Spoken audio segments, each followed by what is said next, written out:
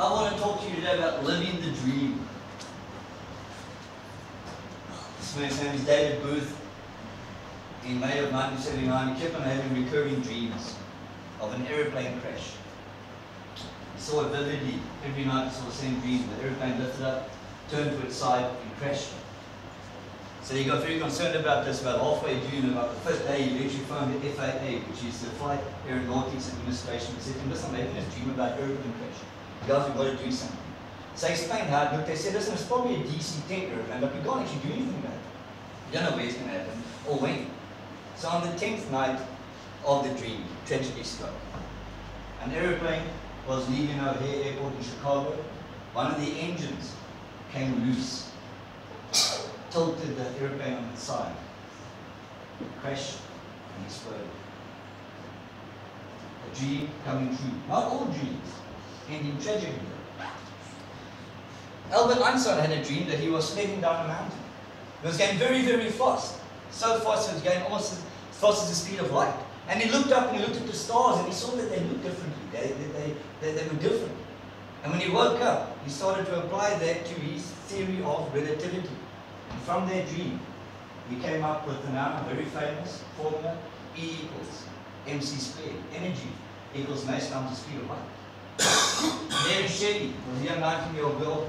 One day she had a dream of a mad scientist bringing this monstrous form back to life. Anybody know what that book would be called?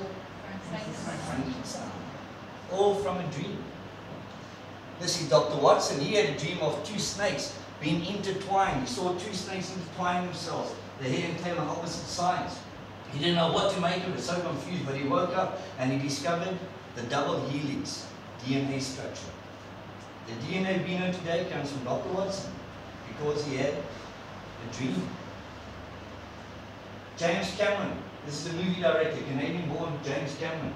He made Titanic and Avatar. Definitely one of my favorite directors of all time. He was in Rome and he got very sick in Rome one day and got a high fever, and through this high fever he had a dream. He had a dream of this metallic robot structure coming out of the fires and chasing after a woman. He went back home to the States and started to write a script for a movie. Anybody know what that movie would be called? My wife knows the movies. You're going to be there the 5th of May, girl. The Terminator. I'm on your team. Well done, my angel. Terminator. So all these guys had these dreams that became reality. They lived their dream. In the Bible, there's a story of a young man called Joseph. 17-year-old boy who, just like these men and women, had a dream. But not only did he have the dream, he also went on to fulfill and live that dream. So if you have your Bibles, I'd encourage you to turn to the chapter in Genesis, chapter 37, to read about Joseph and the dream he had.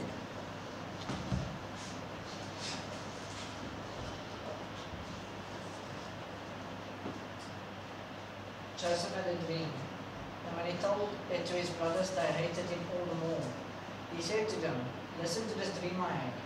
We were binding sheaves of grain out in the field when suddenly my sheaf rose and stood upright, while your sheaves gathered around mine and bowed down to it. His brother said to him, do you intend to reign over us? Will you actually rule us? And they hated him all the more because of his dream, what he had said. Then he had another dream, and he told it to his brothers. Listen, he said, I had another dream, and this time the sun and moon, the 11 stars were bowing down to me. When he told it to his father, as well as to his brothers, his father rebuked him and said, what is this dream you had? Will your mother and I and your brothers actually come and bow down to you, around before you? His brothers were jealous of him, but his father kept the matter in mind. Thank you, God bless you. Before my wife kills somebody. You got a fan. Giving us anything in the back there.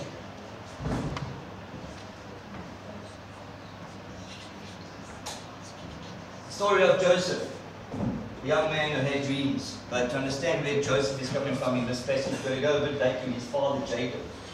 His father Jacob and his brother Esau were not on good terms. They were fighting with each other. They hated each other actually, so much so that eventually Jacob stole the birthright of his brother Esau. So Esau hated him and actually wanted to kill him. So his father and mother said, listen, Jacob, we're going to send you to your uncle. You're going to live there and just keep the peace there between you and your brother. So they sent him all the way to an uncle Laban in a place called Paran Aram. And when he was there, he fell in love with Laban's daughter. And Laban's daughter was named Rachel. And man, she was smoking hot. Anybody know who this is? Because my children don't know that. You don't know who this is? I'll tell you who this is. Her name is Gal Gadot. She's an actress who acts in the new movie of Wonder Woman. I know you wouldn't have seen it. I've seen it about 20 times. Just because of this chick. The reason I've got this beautiful woman here to represent Rachel is because she is Israeli born. She's actually a Jew. She's from Israel. Anyway, he falls in love with this chick. Who wouldn't? And he goes to Laban and he says, Laban, listen, I've got to marry this woman. This is it. I've got to marry Rachel. So he says, okay, fine. You've got to work for me for 7 years and then you can marry her.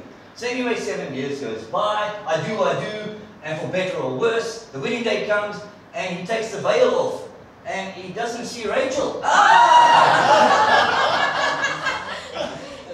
But instead he sees Rachel's sister Leah, who's not so hot. She's dog ugly.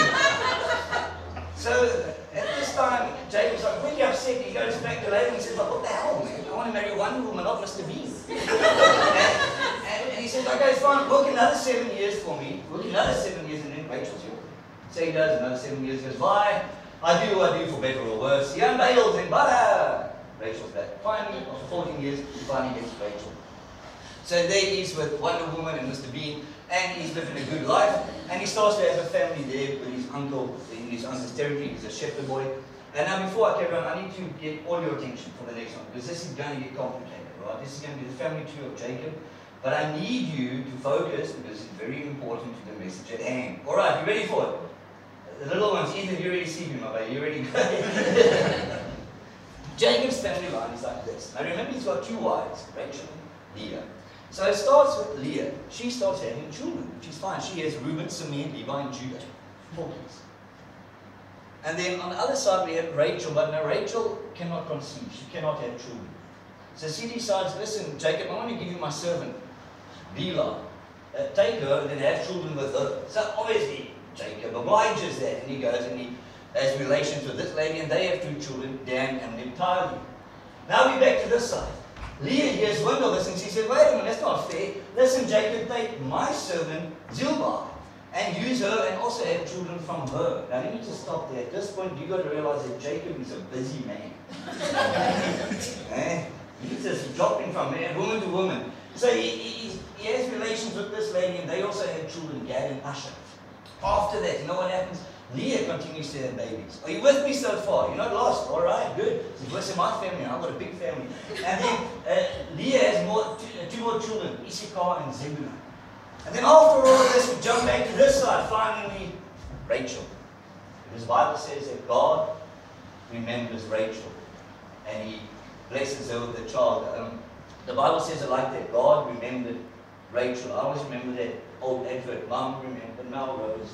Remember that one? God remembered Rachel. That's basically what happened. He remembered her and he blessed her with a child. And she had a child, and the child that came out was a baby boy, and his name was Joseph. So now you know where Joseph comes from. After this very dysfunctional family, you thought you had issues in your family, you haven't seen the worst of it. This is it, man. So the reason why Joseph was so highlighted and spoiled by his father Jacob was because this was the firstborn son from the hot wife, Gal Gadot, Wonder Woman, Rachel. Okay? So that's why he was highlighted and picked out from all the rest, because Rachel is the one that Jacob loved. He didn't care about the other wives and the servants. He didn't care about the other children that were dog-ugly like Mr. Bean. All he wanted was a child from Rachel. And when finally Joseph popped out, that was it. He saw nothing else. At this time, Joseph was the last Lamaki. He was 11th in the family.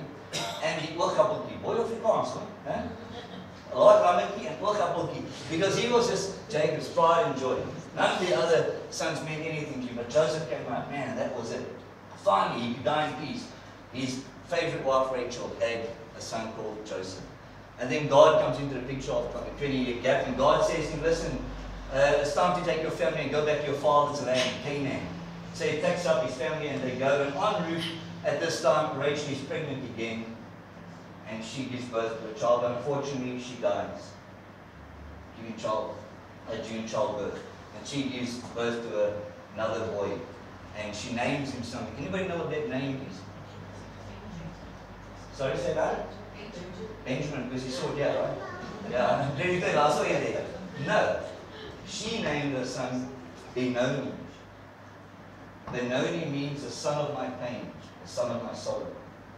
She died, then Jacob stepped in and said, no, I'm not going to call this guy son of my pain. It's a horrible name to grow up with. I'm going to change it to Benjamin. So Jacob actually changed the name of Benoni to Benjamin. So he was the real last one, but still Joseph was the apple of his eye. This time Benjamin was still very small, being looked after by the nursemaids and by the housemaids. So this is the story of where Joseph comes from. So to understand where we are today, we've got to understand why he was the chosen one. And from the beginning he was. He was different from the rest because he was the only born of Rachel. So he had his own personality, his own looks, different from the rest of the brothers. He was spoiled by his father, rotten, so he's always by his father's side. All the rest of the sons used to go out and look after the sheep and goats. Where was Joseph? By his father's side in the tent. He never left the tent. He became the tattletale of the family. You know what that is? Who was a tattletale here in your family? I was. Hey, Ethan. So what he used to go and spy on the brothers and company and say, Dad, this is what they're doing. Impimpy. Because I speaking, they say Impimpy. That's what he go and tell on other people. So he was Impimpy of the family. And as he was growing up, not only was he really different from his looks and from his personality, and because he was spoiled, but Jacob went over and above that and gave him something special, a coat of many colors, to really just set him apart. And just for your edification and entertainment, I've got one of those coats right here. Anybody want to see it? Nobody wants to? Well, I'm not going to show you if you don't want to see it. I know you're all waiting to see this. Woo! So I've got a coat of many colors here to show you. Are you with me? Like magic. Isn't this cool? This was actually made for me, especially for today, by my sister Pauline. It's beautiful. It's very awesome, I think. Alright, so basically he gave him a coat. I didn't know how to wear this thing. I was just put it around my shoulders because that's kind of how they wore the shawls in those days. Okay, are you with me? How's it look? Very smart, isn't it? Little catwalk. Get my good side. Alright, so he had this coat of many colors. Just like this awesome one. And it wasn't so much that it had many colors or it was beautiful. The fact of the matter is that he gave it to Joseph and not to anybody else. That's what made it different. So his other brothers looked at this and said, where the hell is my coat? Why didn't he give me anything? So all the way down from Reuben down, they said, why is he so special? He must get a special coat. It is our coat. And the Bible says they hated him even more. From the day he was born, they hated him with a vengeance. They just wished he was dead. So one day, Joseph, a young 17-year-old boy, comes to his brothers in the fields and he says, I had a dream.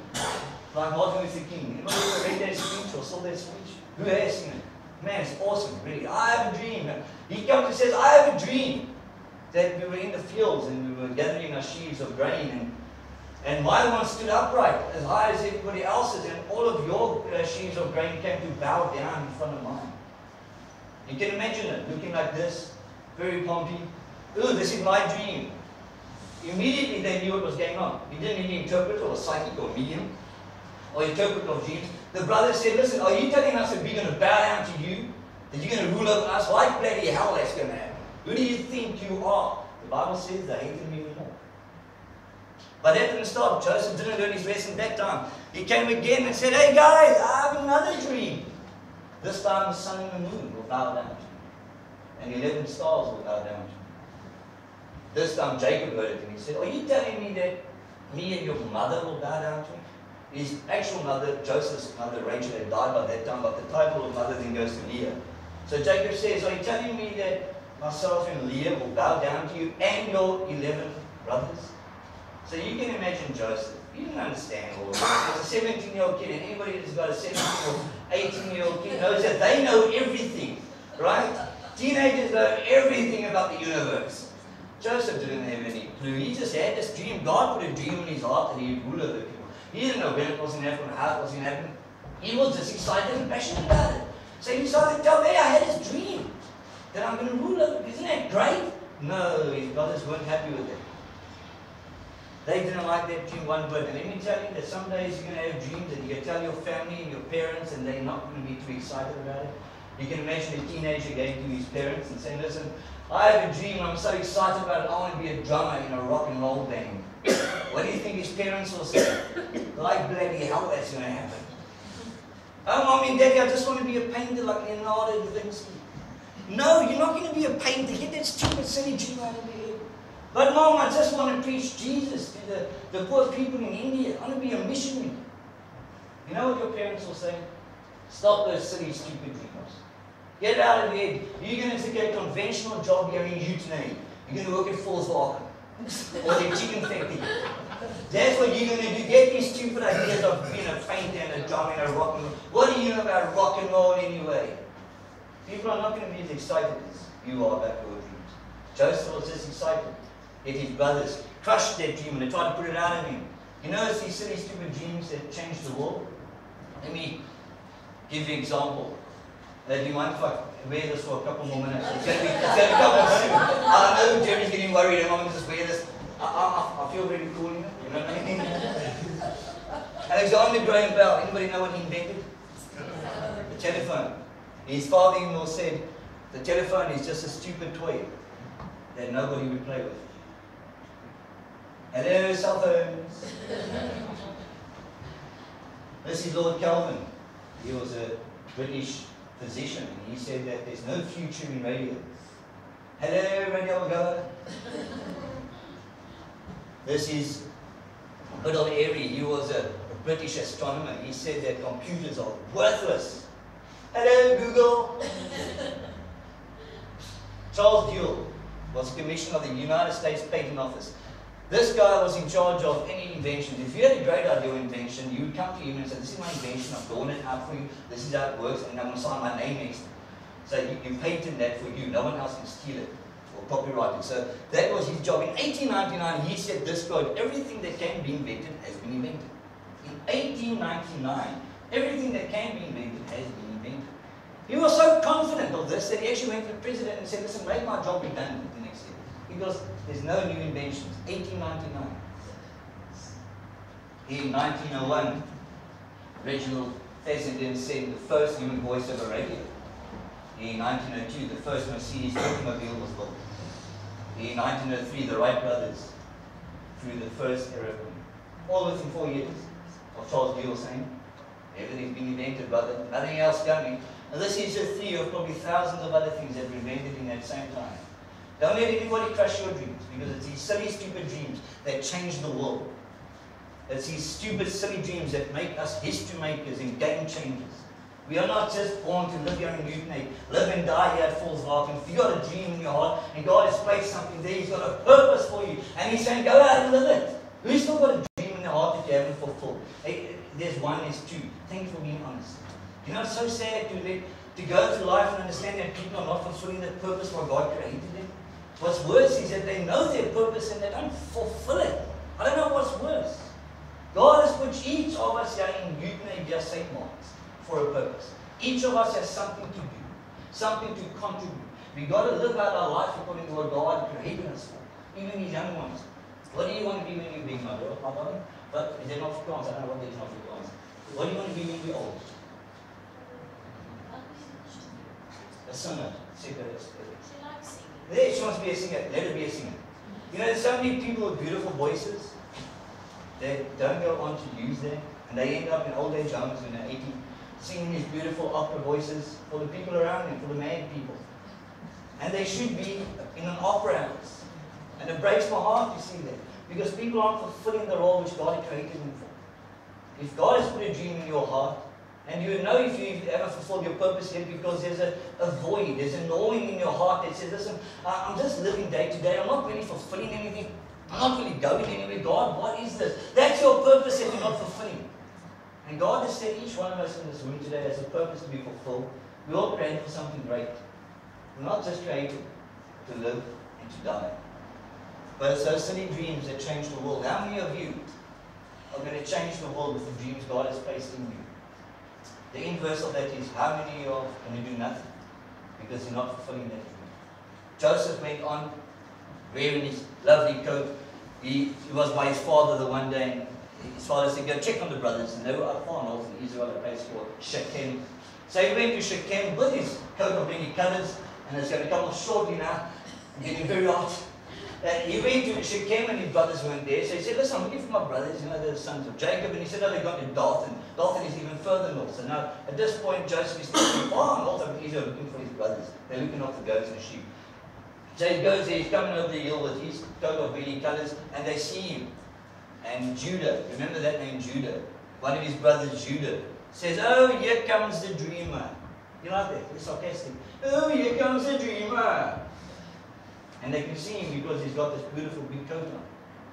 The next thing Judah says is, let's kill him. Can you believe that? Let's kill him. They hate him as it is. They say, let's do this, let's throw him in a pit. And then we tell Jacob, our father, that wild animals ate him. You know, just calm down, Jeffrey Dahmer. Alright, that's what I think of this guy. This guy's like psycho, I'm telling you. And all the brothers, he just wants to kill him. Throw him in a pit and the wild dogs eat him and let's kill him. This is like a mafia. You don't want to be in this family, man. So eventually Reuben, the older of the brothers, he saw him out on the side there. He comes and he said, no, listen guys, he's probably got a soft spot for Joseph, he's old and mature. He said, no, listen, we're not going to kill him, get that stupid idea out of bed, we'll throw him in a pit, alright, we'll teach him a lesson. And then Reuben was going to go afterwards and collect Joseph out, and then should take him back to his family. So they grab him and they turn. I needed to rip off my beautiful coat. I don't tear it down, just rip it nicely. Rip it like an Englishman would. Ah, they rip his coat off. And okay, you can put that neatly somewhere there. And then they throw him in a pit.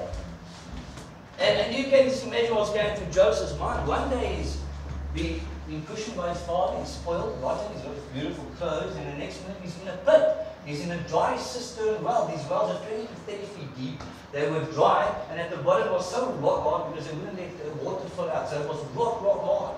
And they threw him down there. Literally, Joseph hit rock bottom. So often that happens in life, isn't it? One day we find, the next day we go to the doctor and we get a report of a bad illness.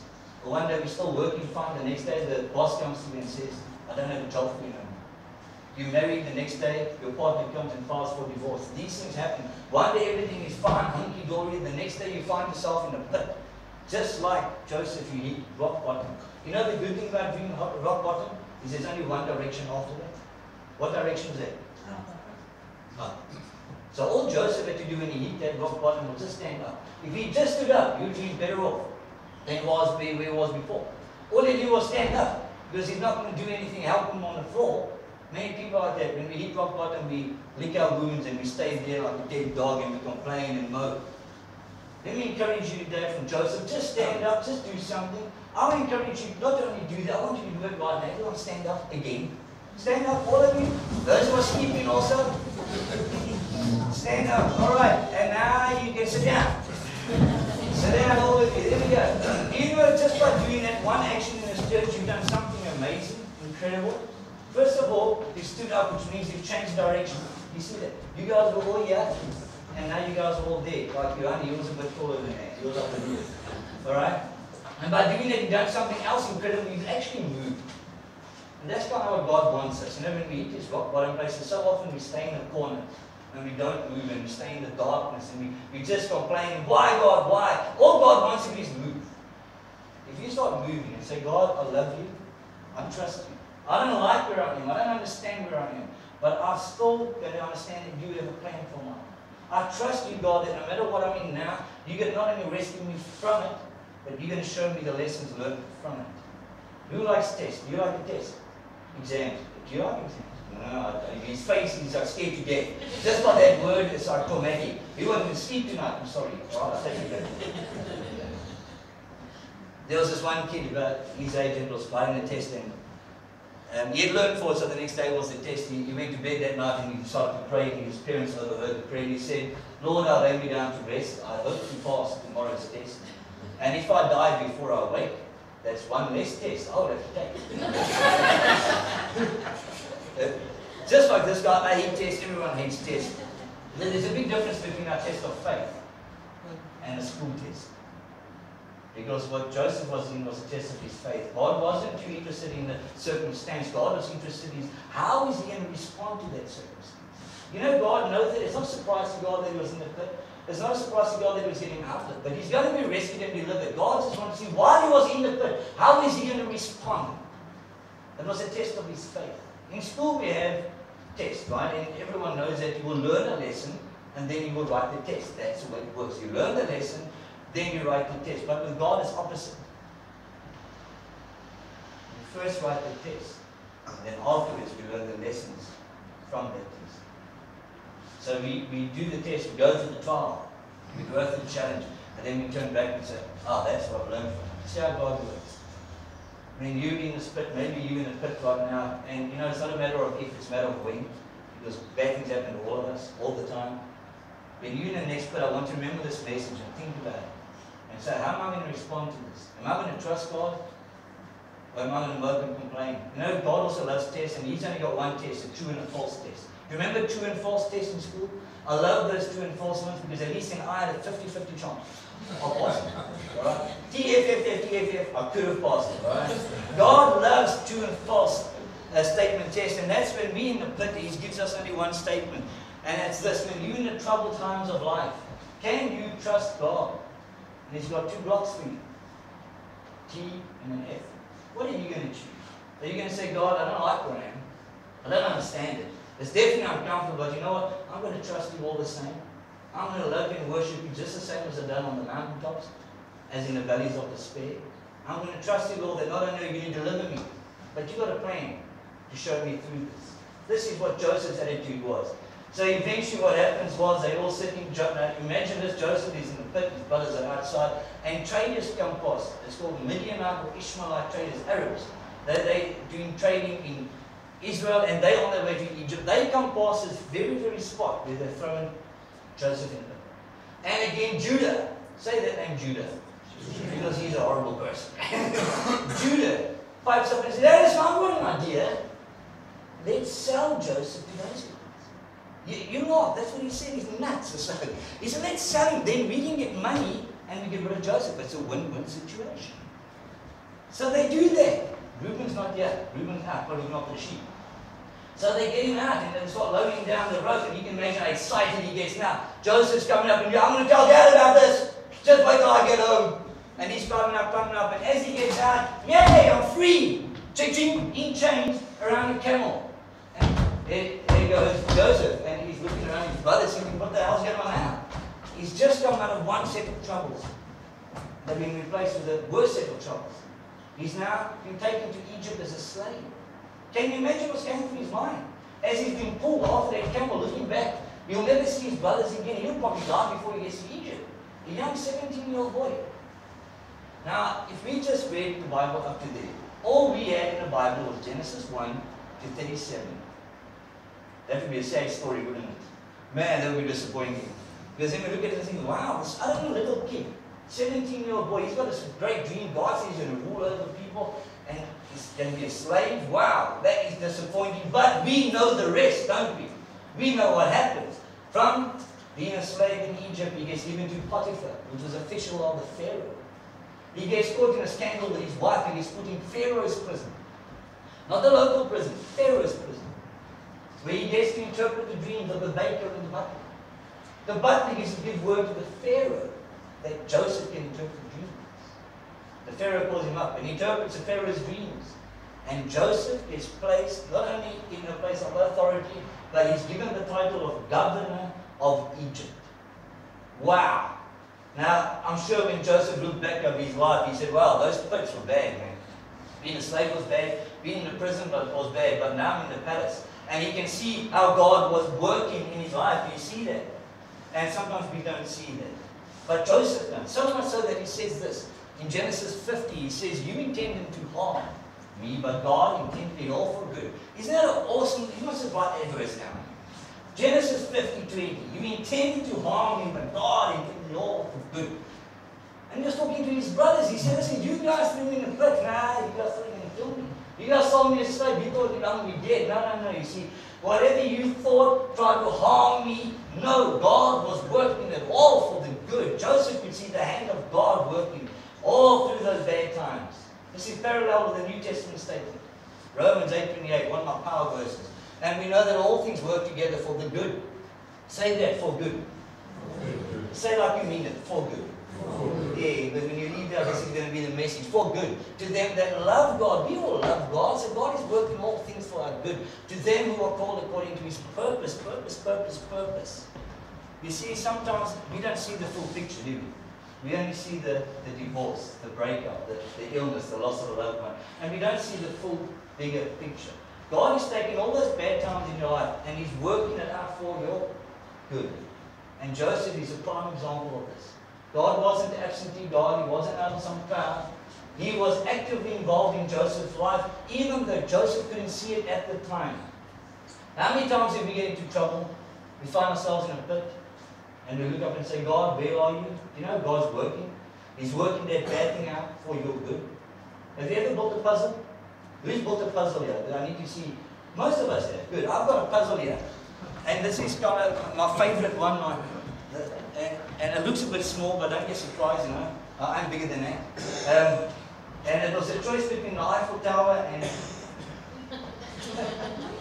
So I chose Donald Duck. You can do it because that's one of the... You see, me and you, Ethan, this is ours afterwards, right? So, and we all built puzzles before, and the cool thing about puzzles is they give you the picture, right? Yeah, so you have this, you have all the pieces, yay! And then you also have the picture to go by. So when you do the thing, you can look here and say, oh, there's a red and there's a yellow, there's a blue, right? And even though they're built puzzles, a bit bigger than this one, we know that it's sometimes frustrating, isn't it? And you get these pieces that just doesn't fit in. This is a factory default. This is a fourth organ. This doesn't work. That doesn't fit in this puzzle, and you get frustrated. And we have the picture. Now life is just like a puzzle. The only difference is we don't have the picture, but God does.